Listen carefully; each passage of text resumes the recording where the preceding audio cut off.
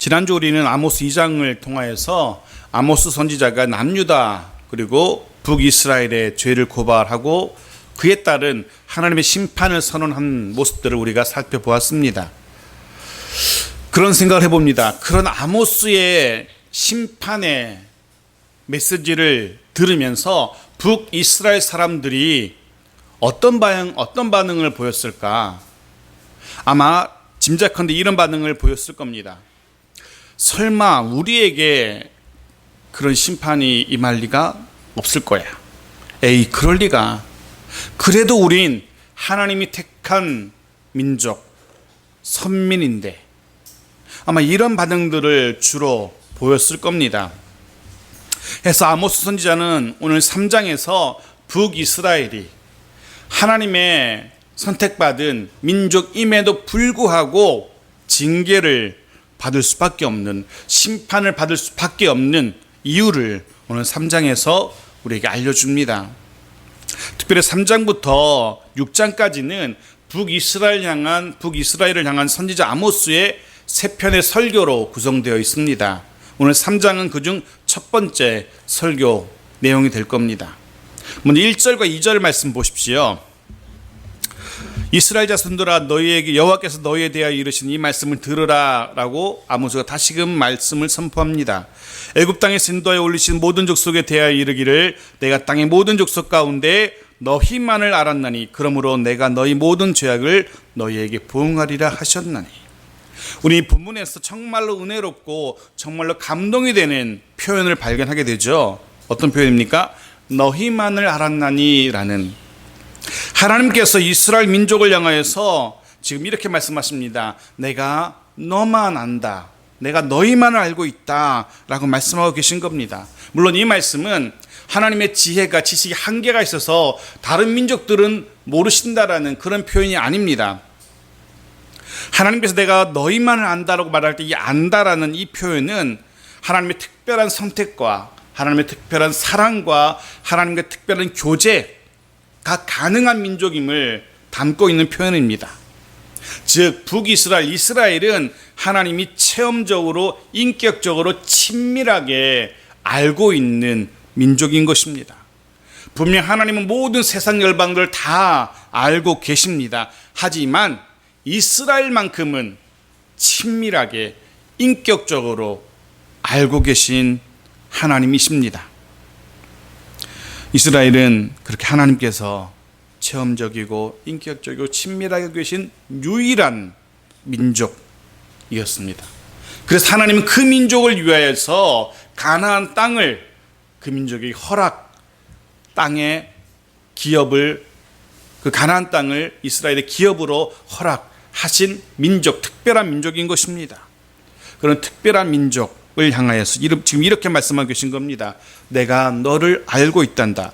너의 형편과 처지도 알고 있단다. 너의 약함도 알고 있고 너의 슬픔도 알고 있고 너의 아픔도 내가 다 알고 있단다. 왜? 너는 나의 사랑하는 백성, 내가 선택한 백성이니까.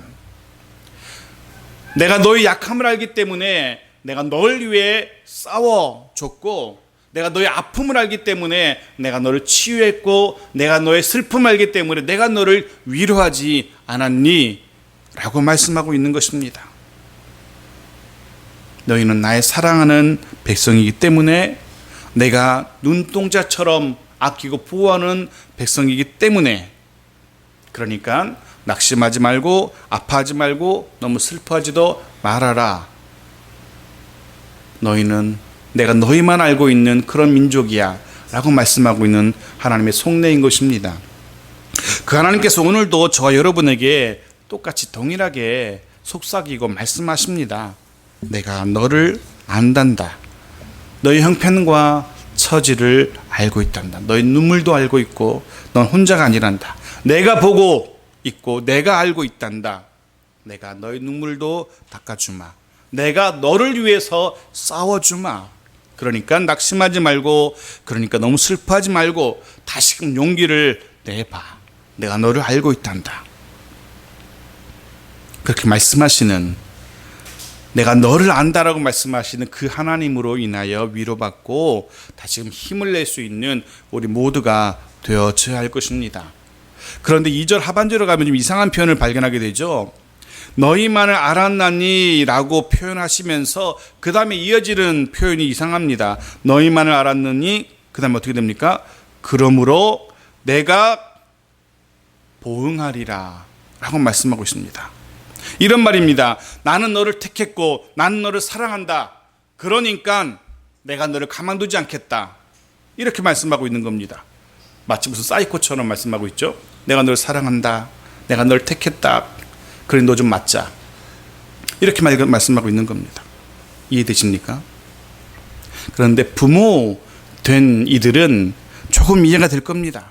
그죠? 사랑하기 때문에 매를 드는 겁니다. 사랑하기 때문에 벌을 주는 겁니다. 하나님도 같은 마음이십니다. 물론 사랑하는 것과 매를 드는 것 그 사이에 생략된 게 있습니다. 뭐죠? 매 맞을 짓을 한 겁니다.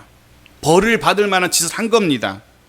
이스라엘이 지금 그런 처지인 것입니다. 하나님이 특별하게 아시는 민족, 하나님이 사랑하시고 하나님이 선택하신 민족, 백성 삼으신 민족입니다. 그럼 이스라엘은 하나님의 사랑받는 백성답게, 하나님이 선택한 백성답게 살아야만 했어요.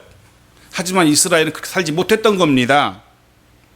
그러기에 이제 하나님은 매를 드시는 겁니다. 그 사이에 그런 게 생략되어 있는 겁니다. 사랑한다, 선택한다, 매를 맞자 사이에 백성답게 살지 못한 이스라엘의 모습이 있는 겁니다. 이스라엘을 사랑하셨기에 매를 들고 징계하시는 하나님. 그 하나님은 우리에게도 똑같이 말씀하십니다. 우리에게도 말씀하시죠. 내가 너를 사랑한단다. 내가 너를 내 자녀로 선택했단다. 그런데 그 다음에 어떻게 말씀하시죠? 그러니 좀 맞자. 그렇게 말씀하시는 겁니다. 내가 너를 사랑한단다. 알지? 내가 너 사랑하는 거. 내가 너 선택한 거 알지? 그러니 이리 와서 좀 맞자. 좀 맞고 정신 좀 차리자.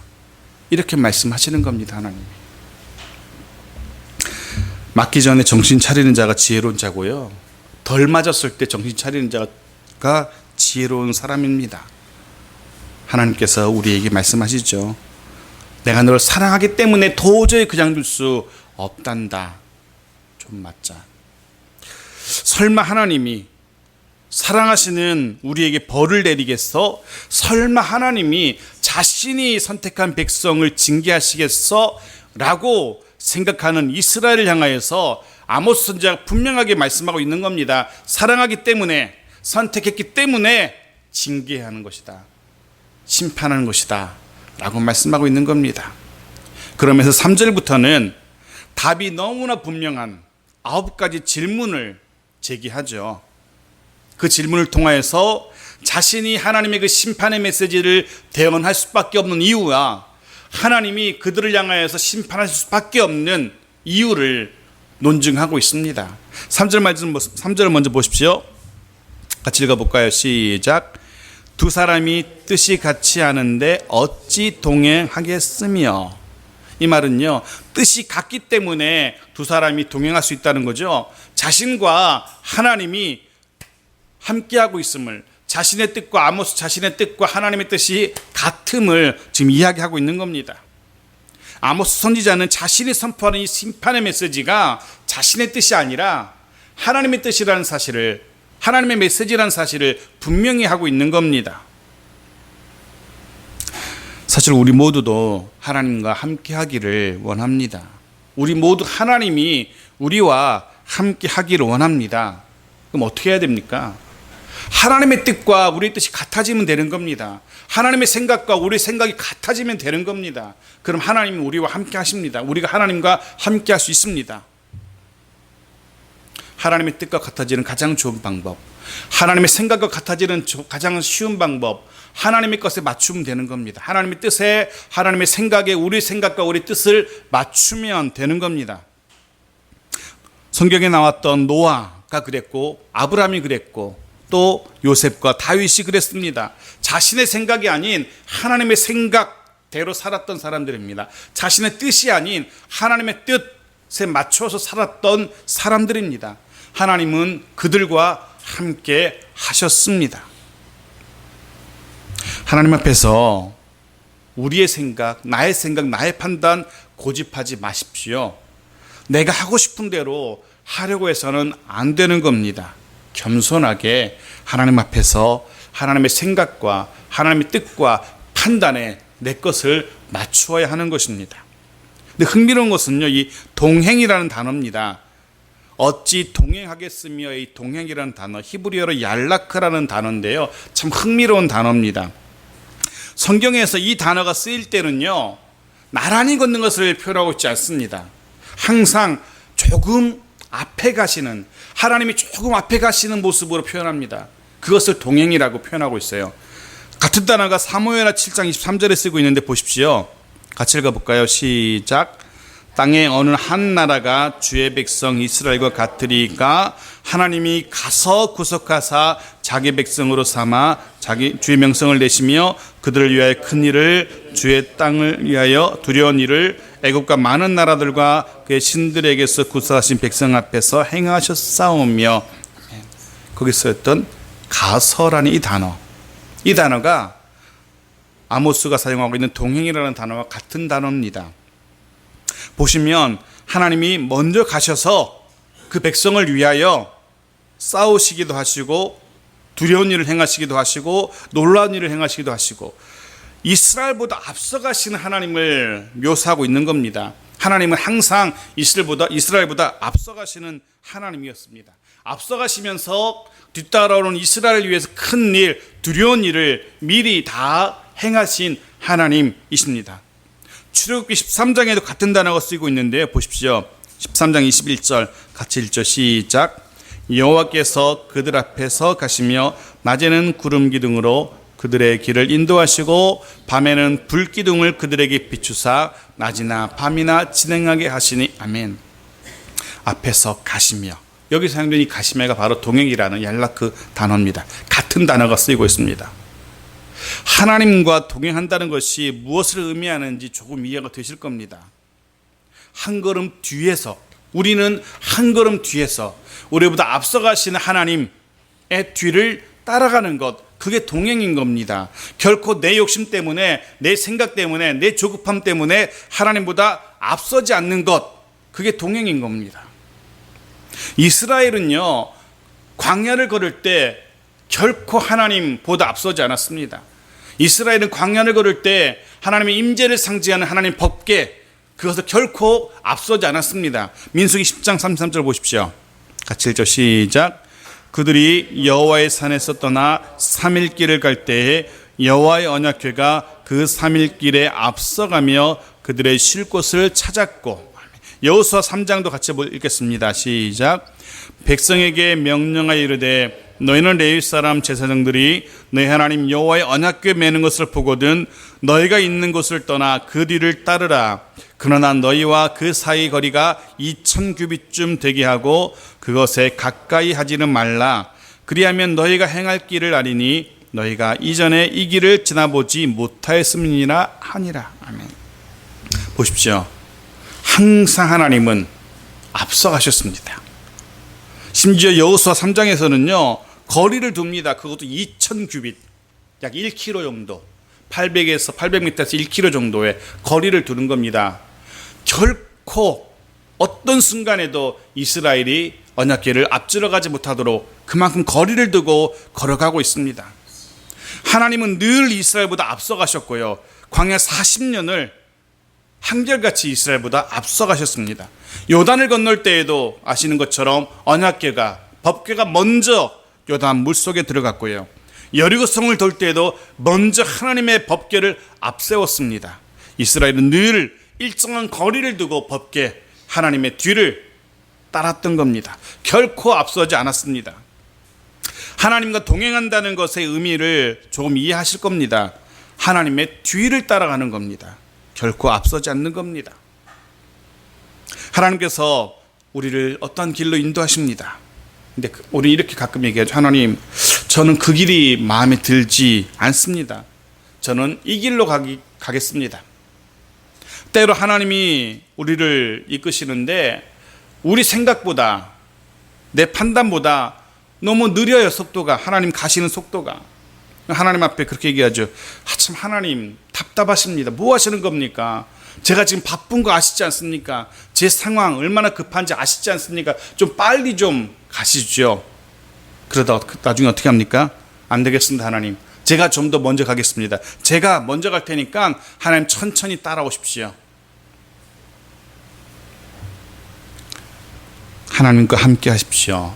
하나님보다 결코 앞서지 마십시오. 동행하되 우리는 한 걸음 뒤에서 앞서가시는 하나님의 뒤를 따라서 동행할 수 있기를 바랍니다. 하나님이 그런 인도하심을 따라서 이 험한 세상을 한 걸음 한 걸음 나아가야 할 것입니다. 처음 가는 길 혹은 험한 산길 갈 때 가장 안전하고 가장 편안한 방법이 무엇이겠습니까? 그 길을 잘 아는 사람의 뒤를 따라가는 것입니다. 한번 상상해 보십시오. 어두운 밤길에 그것도 처음 가는 길을 찾아서 간다고 한번 상상해 보십시오. 운전함에 갈 때 그 길에 대한 모든 정보가 입력되어 있는 내비게이션의 도움을 얻는 것은 절대적입니다. 괜히 내가 더 잘 알아, 이정표 보면서 막 헤매다가 빙빙 돌고 그 길에 대해서 바삭하게 알고 있는 내비게이션의 도움을 받는 게 가장 지혜로운 겁니다. 우리 인생길 누가 가장 잘 아시겠습니까? 하나님이실 겁니다. 그러기에 우리는 하나님의 인도하시는 대로 그 뒤를 따라서 하나님과 동행하는 우리 모두가 되어야 될 겁니다. 4절 말씀도 보십시오. 같이 읽죠. 시작. 사자가 움킨 것이 없는데 어찌 수풀에서 부르짖겠으며 젊은 사자가 잡은 것이 없는데 어찌 굴에서 소리를 내겠느냐. 먹을 것을 손에 움켜 쥐었기 때문에 사자가 부르짖는다는 겁니다. 잡은 것이 있기 때문에 젊은 사자가 소리를 낸답니다. 무슨 얘기냐면 원인 없는 결과가 없다는 겁니다. 하나님이 괜히 아무 이유 없이 이스라엘을 움키고 잡은 것입니까? 아니라는 겁니다. 하나님께서 사자처럼, 젊은 사자처럼 부르짖습니다. 아무 이유 없이 그러지 않습니다. 이스라엘의 죄악 때문입니다. 그 죄 때문에 하나님은 사자처럼, 젊은 사자처럼 부르짖고 울부짖는 겁니다. 5절 말씀 보십시오. 덫을 땅에 놓지 않았는데 새가 어찌 거기 치이겠으며 잡힌 것이 없는데 덫이 어찌 땅에서 튀겠느냐. 새가, 하늘을 공중을 나는 새가 왜 땅에 내려와서 덫에 걸리게 됩니까? 그 속에 있는 미끼 때문입니다. 본문엔 덫이라고 표현되어 있는데 미끼를 말합니다. 공중을 나는 새가 그 미끼를 물기 위해서 땅에 내려오는 겁니다. 이스라엘이 사치와 향락과 탐욕이라는 그 미끼를 물지 않았더라면 덫에 걸릴 리가 없는 겁니다. 그래서 6절에서도 원인과 결과, 인과율을 가지고 하나님의 심판의 당위성을 설명하죠. 6절 말씀 보십시오. 성읍에서 나팔이 울리는데 백성이 어찌 두려워하지 않겠으며 여호와의 행하심이 없는데 재앙이 어찌 성읍에 임하겠느냐. 전쟁을 알리는 나팔 소리입니다. 성읍에서 전쟁을 울리는 나팔 소리가 울립니다. 당연히 백성들은 두려워할 겁니다. 백성들은 전쟁의 나팔 소리 듣고 두려워할 수밖에 없죠. 하나님의 심판의 나팔이 울렸습니다. 백성들은 두려워 떨어야 됩니다. 그게 당연한 반응입니다. 근데 이전에 이스라엘 백성들은요, 하나님의 심판의 나팔 소리를 듣고도 두려워하지 않았습니다. 오히려 조롱했었죠. 에이, 설마 심판이 오겠어? 설마 징계하시겠어? 하지만 이제 그 심판의 나팔이 급박하게 울립니다. 바로 코앞에 하나님의 심판의 칼날이 다가온 것입니다. 이스라엘은 두려워할 수밖에 없습니다. 6절 하반절에서 또 분명히 말하죠. 그 심판의 재앙이 누구에게서 비롯되었다고요? 하나님에게서 비롯되었다라고 분명히 말합니다. 여호와의 행하심이 없는데 어찌 재앙이 임하겠느냐. 즉 재앙이 여호와 하나님에게서부터 비롯되었음을 분명히 밝히고 있는 겁니다. 이전까지 이스라엘 백성들은요, 하나님을 축복의 통로, 축복의 원인으로 알고 있었습니다. 물론 맞긴 합니다. 하지만 아모스 선지자는 하나님을 재앙의 원인으로 선포하고 있습니다. 분명 하나님은 선택한 백성을 축복하신 하나님 맞습니다. 앞서 행하시면서 인도하신 하나님 맞습니다. 하지만 그 백성이 앞서 가신 하나님의 뒤를 따르지 않을 때, 하나님의 인도하심을 거부했을 때, 그 백성이 하나님의 백성됨을 거절했을 때 하나님은 매를 들 수밖에 없는 겁니다. 재앙을 내릴 수밖에 없는 겁니다. 이때 하나님은 재앙의 원인이 되는 겁니다. 8절 말씀 보십시오. 사자가 부르짖은즉 누가 두려워하지 아니하겠느냐? 주 여호와께서 말씀하신즉 누가 예언하지 아니하겠느냐? 하나님이 사자처럼 부르짖으십니다. 그 앞에서 누가 두려워 떨지 않겠습니까? 모든 백성이 다 두려워 떨 수밖에 없습니다. 그게 당연한 반응입니다. 하나님께서 우리들 각자에게 임재하시며 말씀하십니다. 우리는 어떠한 반응을 보이시는지 모르겠습니다. 여러분 어떤 자세로 하나님 앞에, 하나님 말씀 앞에 서십니까? 그 말씀 앞에서 두려워함으로 그 말씀을 받고 그 말씀에 순종해야 하는 겁니다. 예배 시간 혹은 하나님의 말씀이 선포될 때 어떤 마음으로, 어떤 자세로 하나님의 말씀을 듣고 계시는지, 주중에 성경 말씀을 펴서 읽을 때 혹은 들을 때 어떤 마음으로 그 말씀을 읽고 듣고 하시는지, 두려워함으로 그 말씀을 대할 수 있어야 됩니다. 마치 우리 앞에서 사자가 부르짖는 것 같은 그런 두려움으로 말씀에 순종하는, 우리 실제 삶 속에서 말씀대로 살아가는, 적어도 말씀대로 살려고 애써보는 그런 우리 모두가 되어지기를 간절히 소원합니다. 동시에 아모스는 분명히 말하죠. 하나님께서 하나님의 말씀을 나에게 대언하라 하신다. 그럼 누가 그 명령을 어기겠느냐? 하나님이 말씀을 대언하라 하시는데, 그러니 하나님 말씀대로 대언한다 라고 아모스가 이야기합니다. 다시 한번 자신이 북이스라엘 향하여서 축복이 아니라 심판을 선언할 수밖에 없는 이유를 밝히고 있는 겁니다. 하나님이 그렇게 대언하라고 했기 때문에, 하나님이 그렇게 심판을 외치라고 했기 때문에 아모스는 그 말씀에 순종해서 하나님의 말씀을 대언했던 겁니다. 우리 역시 그래야 됩니다. 아모스처럼 하나님께서 하나님의 말씀을 선포하라 하실 때 그 말씀에 순종하여 하나님의 말씀을 전해야 됩니다. 때로 하나님이 우리에게 이건 너희가 감당해야 돼, 넌 이렇게 살아야 돼 라고 말씀하시는 게 있습니다. 그러면 우리는 그 말씀에 순종해야 됩니다. 특별히 아모스서는 앞으로 계속 밝혀지겠지만 우리에게 요구하는 삶이 있습니다. 삶 속에서 하나님의 백성답게 의를, 공의를, 정의를 행하고 선을 행하는 삶을 아모스는 우리에게 요구합니다. 백성답게 선을 행하라, 백성답게 공의를 행하라. 분명한 기준을 가지고 생각하고 판단하고 행동하기를 원하십니다. 그 분명한 기준이 하나님의 백성답게입니다. 하나님의 백성답게 선을 행하고, 백성답게 공의를 행하고 말씀대로 사는 겁니다. 사실 하나님의 백성답게 산다는 게 얼마나 거북하고 때로는 불편하고 힘든지 아마 여러분이 잘 아실 겁니다. 하나님의 백성답게 산다는 것, 저희 집 아이들이 목사의 자녀답게 산다는 것, 결국 쉽지는 않다고 저는 압니다. 때로는 불편하고 거북하고 힘들고 그럴 순간이 있습니다. 어쩔 수 없이 교회로 와야 되잖아요. 다른 아이들은 주일에 놀이동산, 워터파크 가는 친구들 있지만 어쩔 수 없이 아빠 따라 와야 되잖아요. 목사의 자녀이기 때문에 자녀답게 산다는 것, 거북하고 불편하고 힘들 때 있습니다. 그렇다고 그렇게 자녀답게 살지 않으면 어떻게 되죠? 매를 맞게 되겠죠. 징계를 받게 되겠죠. 하나님의 백성답게 산다는 것도 같습니다. 분명 쉽지 않습니다. 편안하지 않습니다.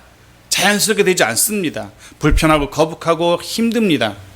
때론 짜증도 나고 내가 왜 이렇게 살아야 하는지, 대들고 싶을 때도 있고 반항하고 싶을 때도 있고 있겠죠. 그럼 어떻게 되죠? 맞게 되는 거죠. 하나님 그렇게 말씀하시죠. 그럴 때 와라 좀 맞자. 우리 가정을 향하여, 우리 교회를 향하여도 똑같은 하나님의 바람이 있습니다. 하나님의 백성의 가정답게, 하나님의 백성의 공동체답게 살기를 하나님은 원하십니다. 그럼 우리는 어떻게 됩니까? 그렇게 살아야 되는 것입니다. 그런데요, 하나님은 그런 하나님의 소원, 하나님의 바람, 혹은 하나님 하시고자 하시는 일들 감춰놓고 아무도 모르게 그렇게 하고 왜 그렇게 못했어 하고 두들겨 패는 그런 하나님이 아니라는 겁니다. 알려주신 하나님이십니다. 7절 말씀 보십시오. 주 여호와께서는 자기의 비밀을 같이 읽어볼까요? 그 종 선지자들에게 보이지 아니하시고는 결코 행하심이 없으리라. 다 알려주시는 겁니다. 보여주시는 겁니다. 감춰놓고 숨겼다가 그렇게 못 살았다고 두들겨 패신 하나님이 아니라 다 보여주시고 다 알려주신 하나님이십니다. 지금도 여전히 하나님은 하나님의 뜻을 하나님의 백성들에게 알려줍니다. 그 뜻을 미리 안 사람들, 그들이 선지자잖아요. 선지자가 누굽니까? 하나님의 뜻과 하나님의 소원을 미리 알고 아직 모르는 사람들에게 알려주는 자가 선지자입니다. 저와 여러분이 이 시대의 선지자들입니다. 먼저 하나님의 뜻을, 먼저 하나님의 소원을, 먼저 하나님의 바람을 알아야 되는 겁니다. 그리고 그것을 가지고 아직 모르는 우리 가족들에게, 친지들에게, 친구들에게 알려주는 선지자들인 것입니다. 하나님은 그렇게 우리에게 알려주시면서 너희도 그렇게 살아라. 그리고 모르는 자들에게 알려주어라 라고 우리에게 말씀하고 계십니다. 이렇게 북이스라엘 향한 심판의 당연함, 당위성을 논증한 아모스가 봤지. 너희가 이래서 하나님의 징계를, 하나님의 매를 맞을 수밖에 없어. 자, 이제 그러면 어떻게 맞는지 보여줄게. 하나님께서 북이스라엘 향한 심판의 모습을 아모스가 선언합니다. 9절 말씀입니다. 보십시오. 아스돗의 궁궐들과 애굽 땅의 궁궐들에 선포하여 이르기를 너희는 사마리아 산들에 모여 그 성 중에서 얼마나 큰 요란함과 학대함이 있나 보라 하라. 아스돗과 애굽을 증인으로 소환하고 있습니다. 사마리아의 멸망, 북이스라엘의 멸망을 목격하고 증언할 증인으로 아스돗과 애굽을 소환하고 있는 겁니다. 와서 이 사마리아가 어떻게 멸망하는지, 사마리아의 요란함과 학대함을 좀 보라라고 증인을 소환합니다. 요란함과 학대함은 사마리아의 멸망의 모습을 이야기하고 있는 겁니다. 그런데 참 안타까운 것은요, 아스돗과 애굽이 어떤 나라입니까? 이방 나라들입니다. 이방 나라들을 불러서 하나님의 백성들이 멸망하는 모습을 구경한다는 겁니다. 하나님의 백성 이스라엘이 세상 나라의 세상의 구경거리로 전락하고 만 겁니다. 말로 다 할 수 없는 치욕과 수치인 겁니다. 하나님의 은혜를 저버렸기 때문에, 하나님의 백성임에도 불구하고 하나님의 사랑을 저버렸기 때문에, 하나님의 돌보심과 하나님의 인도하심을 거절했기 때문에 이제 그들은 이방 나라의 수치, 구경거리가 되고 말았습니다. 원래 하나님은 이스라엘을 열방을 비추는 빛으로 세우셨습니다. 세상을 축복하는 제사장 나라로 이스라엘을 세우셨습니다. 이제는 열방을 비추는 빛은커녕, 열방을 축복하는 제사장 나라는커녕 열방의 이방 나라의 웃음거리, 조롱거리, 구경거리가 되고 만 겁니다. 여러분 기억하십시오. 하나님의 백성이, 하나님의 공동체가, 하나님의 교회가 하나님의 뜻을 거부하면, 하나님의 말씀을 거부한다면 돌아오는 것은요, 수치와 모욕입니다. 세상의 조롱거리, 구경거리가 되는 것뿐입니다. 11절 말씀도 보십시오. 그러므로 주 여호와께서 이와 같이 말씀하시되 이 땅 사면에 대적이 있어 내 힘을 쇠하게 하며 내 궁궐을 약탈하리라. 이제 이스라엘은 사면의 대적으로 둘러싸이게 될 겁니다. 힘이 쇠약해집니다. 본문에서 이 힘이라는 단어는요, 방어벽, 이란 뜻도 가지고 있습니다. 방어벽. 즉 방어벽이 쌓았던, 보호하기 위해서 쌓았던 방어벽이 쇠해진다, 무너지게 될 겁니다. 또 궁궐이 약탈을 당하게 될 겁니다. 궁궐은요, 우리말로는 궁궐로 번역되었지만 실제로는 요새 잘 쌓아진 견고한 요새의 의미가 더 강합니다. 요새를 의미합니다. 그 요새가 무너질 겁니다. 이스라엘은 자신들을 보호할 것이라 라고 자부했던 그 방어벽과 그 요새가 무너지는 모습을 볼 수밖에 없을 겁니다. 왜? 하나님이 그렇게 하시기 때문에 처참하게 약탈당하고 무너져 내리게 될 겁니다.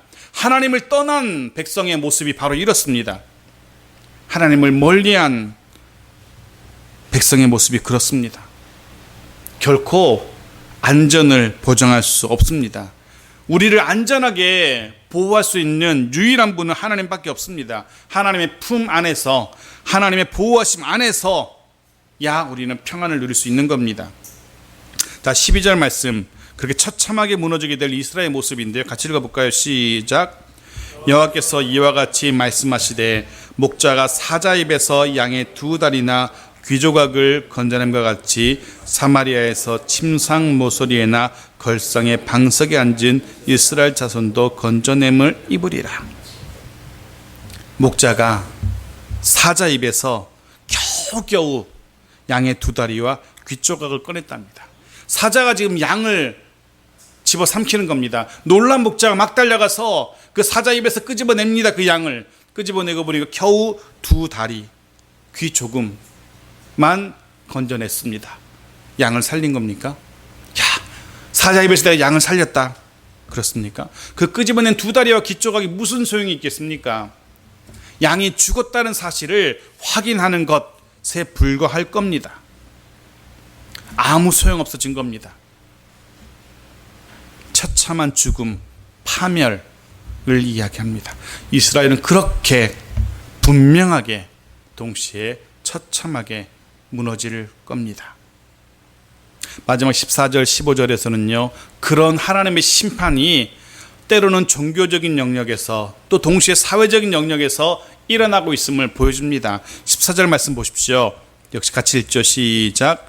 내가 이스라엘의 모든 죄를 보응하는 날에 베델의 제단들을 벌하여 그 제단의 뿔들을 꺾어 땅에 떨어뜨리고, 베델은 아시는 것처럼 북이스라엘의 우상 숭배의 본거지였습니다. 하나님께서 바로 그곳 우상 숭배 본거지 베델의 제단들을 벌하시겠다라고 분명히 말씀하십니다. 제단의 뿔을 꺾어서 땅에 떨어뜨린다 말씀하시는데요. 제단의 뿔은요, 이렇게 제단이 있으면 네 구덩이에 이렇게 좀 튀어나온 부분들이 있어요. 뾰족하게. 그걸 뿔이라고 표현하는데요. 그 뿔은 억울한 자가 재판을 호소하기 위해서 붙드는 겁니다. 그러면 그 제단은 뿔을 붙들게 되면 당분간 살려줍니다. 정식의 재판을 거쳐서 잘잘못을 따져서 죽이는 겁니다. 아무리 잘못한 사람도 이 제단 뿔 붙들고 살려달라 그러면 진위 여부를 거치게 되는 겁니다. 당분간 살 수 있는 겁니다. 그런데 그 뿔조차 꺾여서 땅에 나뒹굴게 되는 겁니다. 이제 어떤 소망도 어떤 피난처도 다 사라져버린 완벽한 절망의 상태가 된 겁니다. 하나님은 그렇게 이스라엘의 우상 숭배죄를 철저하게 심판하시는 겁니다. 기억하십시오.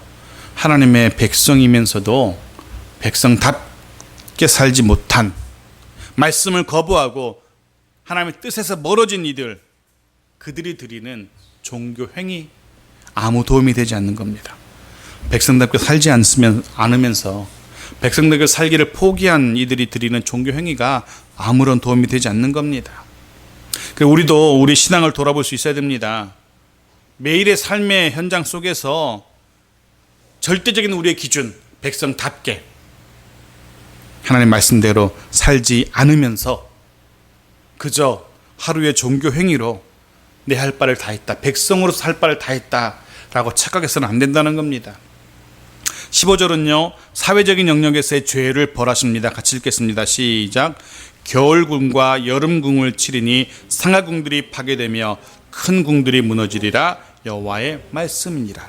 여기 기록된 궁은요, 별장, 잘 지어진 저택을 이야기합니다.